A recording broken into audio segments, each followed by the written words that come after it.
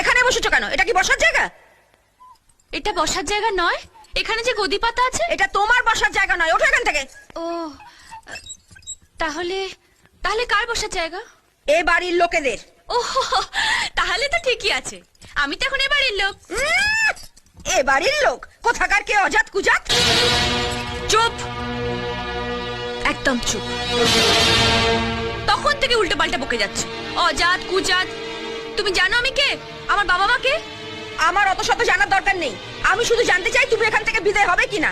শোনো, তুমিও এখানে পেটের দায়ে পড়ে আছো, আমিও এখানে পেটের দায়ে পড়ে আছি। দুজনে ঝগড়া করে কি হবে বলো তো? এসো দুজনে একসঙ্গে দোল খাই। ধ্যাৎ, মেরে তোমার মুখ ভেঙে দেবো আমি, হতচ্ছাড়ি ভেঙে।